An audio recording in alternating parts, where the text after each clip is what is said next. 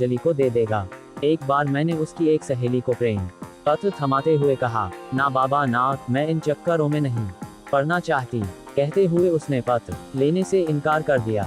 मुझे आज भी याद है जब एक बार हमारे परिवार के ऊपर मुसीबतों का पहाड़ टूट पड़ा था। सबसे पहले मेरी दादी की डेथ हुई। उसके कुछ ही दिनों बाद मेरा 6 साल का भाई डायरिया का शिकार हो गया। फिर उसके कुछ ही दिनों बाद मेरी भाभी का देहांत हो गया। आज भी वह दृश्य मेरी आंखों के सामने बार बार घूम जाता है। बरसात की दिन था, रुक कर लगातार बारिश हो रही थी। रात के 10 बजे थे। भाभी का शव एम्बुलेंस से उतारकर द्वार पर रखा हुआ था।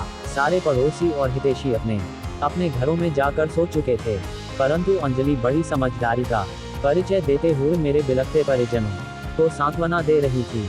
उसने मेरी मां और बहनों के साथ मिलकर सुबह तक सारी औपचारिकताओं को पूरा किया। ऐसा लग रहा था कि वह कोई गैर नहीं बल्कि हमारे ही परिवार का सदस्य है।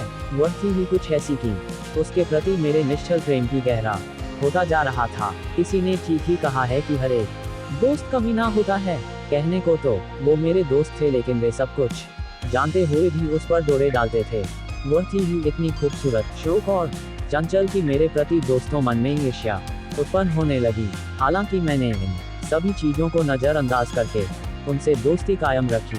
दरअसल वे सभी लड़के हमारे गांव के क्रिकेट टीम के सदस्य थे और मैं उसका कैप्टन था। मैं नहीं चाहता था कि मेरी टीम बिखर जाए, परंतु एक दिन मुझे पता चला कि मेरे उनमें से कुछ लड़के अंजलि के साथ कुछ गलत करने की योजना बना रहे हैं।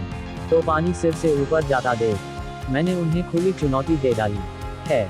किसी की हिम्मत तो कोई उसे छूकर दिखाए, मेरे होते हुए कोई उसे छू भी नहीं सकता। प्रताप, एजाज और शम्स को छोड़कर सभी लड़के मेरे दुश्मन हो गए। मैंने उसके बॉडीगार्ड की भूमिका संभाल ली और उसे कुछ बताए बगैर साय की तरह उसके आसपास रहने लगा। रात के 1 बजे तक, जब तक वह सो नहीं जाती, मैं उसके घर के बाहर बैठा रहता था।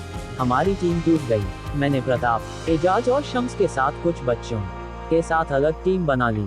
हमारे बीच एक चैलेंजिंग मैच भी हुआ, जो झगड़ा होने की वजह से अनिर्णायक रहा। मुझे याद है उस मैच में मैंने इतना लंबा 6 मारा था जो पूरे मैदान को पार करके अंजलि के पास जाकर गिरा था, जो उस वक्त अपने आम के बगीचे में बैठी हुई थी। एक बार तो उन्होंने अकेले में लड़ाई करने का चैलेंज दे दिया। अब शेर भला किसी की दहाड़ कैसे बर्दाश्त कर सकता है। मैं और प्रताप निश्चित जगह पर बिल्कुल टाइम से पहुंच गए। एक तरफ 7 लड़के और दूसरी तरफ हम दोनों। लेकिन मेरा एटीट्यूड और हिम्मत देखकर उनमें से किसी की भी आगे बढ़ने की हिम्मत नहीं हुई। खैर, किसी तरह मामला शांत हो गया। उसके बाद आगे फिर से किसी ने कोई हिमाकत करने की कोशिश नहीं की। उन दिनों अगल बगल के गांवों में अक्सर महायज्ञ और अष्टयाम जैसे धार्मिक आयोजन होते रहते थे। ये धार्मिक आयोजन हमारे लिए वृंदावन हुआ करते थे।